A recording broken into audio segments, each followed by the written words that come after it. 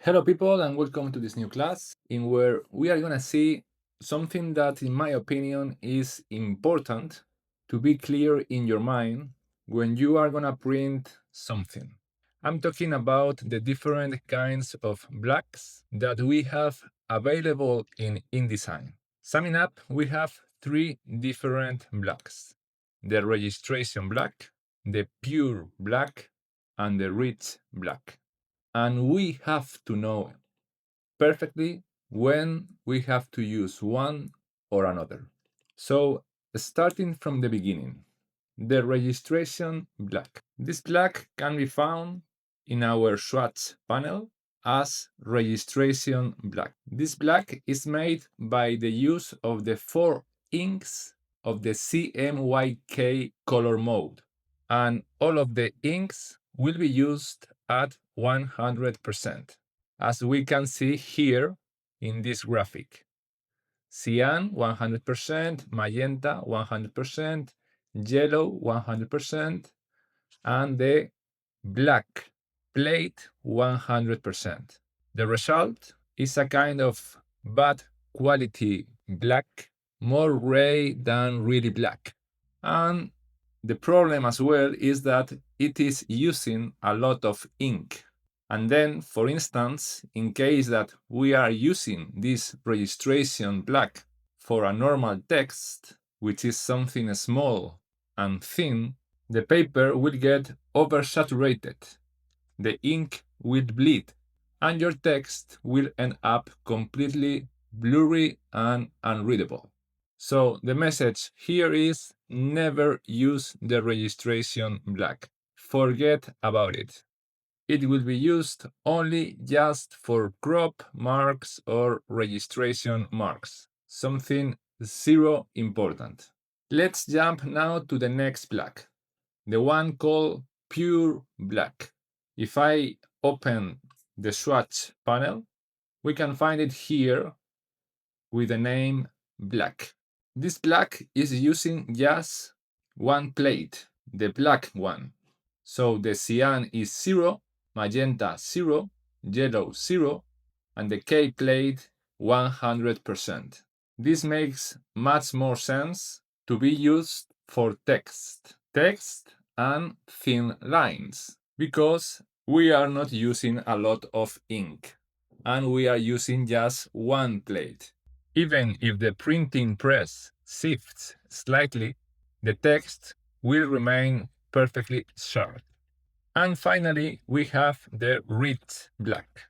This rich black cannot be found in our swatch panel, so we have to create it by ourselves. There are different combinations, but the most standard is the one with these values: cyan 40%, magenta 60%, yellow 60%, and K 100%. So first of all, let's create it. New swatch.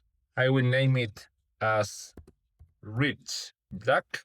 Color type process, correct. Cyan 40%, magenta 60%, yellow 60%, black 100%. Now we have already the rich black in our swatch panel.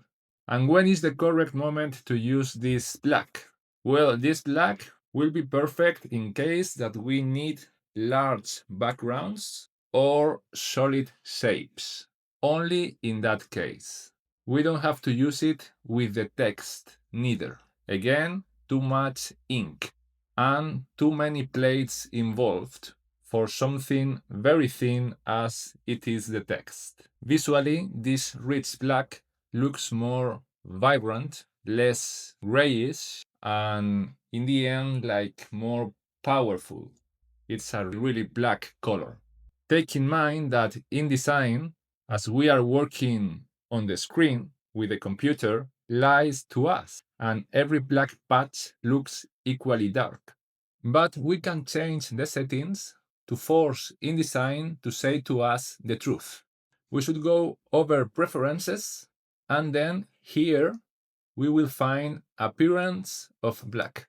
One click on here, and in this menu we can distinguish perfectly the difference between the pure black, which is bit grayish, and an example of rich black, much more powerful. The thing is that if we want to force InDesign to display blacks accurately, we have these two labels on a screen, and then we expand it and we mark display all blacks accurately.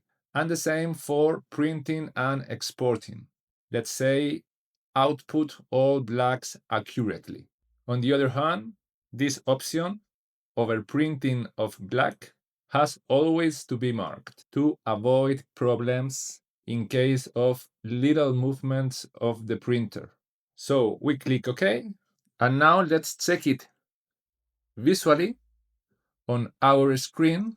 And now let's check the three different blacks visually on our screen. The first one, if I go to the swatches panel, is registration. Okay.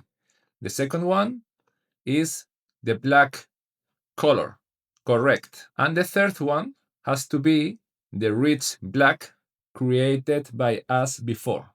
And then here you can check the difference between these both colors, right? This is thanks to the change that we did in our preferences. So to finish the class, I will show you some professional examples, like for instance, this book, the famous 1984 by George Orwell, in where all the text, of course, is using what kind of black? The black color, the pure black.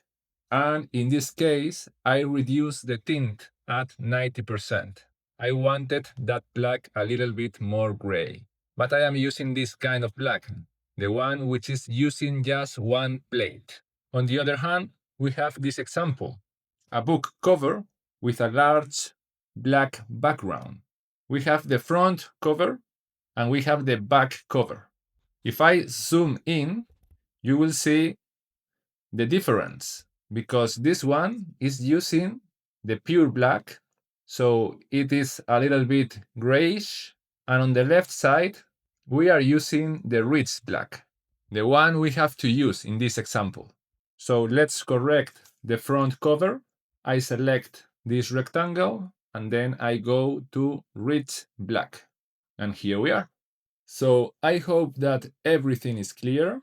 I will attach with this class, this file in InDesign. Remember that you can go to Window, Output, Separations, Preview, and then play here with the different plates and check all the info that I gave to you. Time to say goodbye, and I hope to see you in the next episode.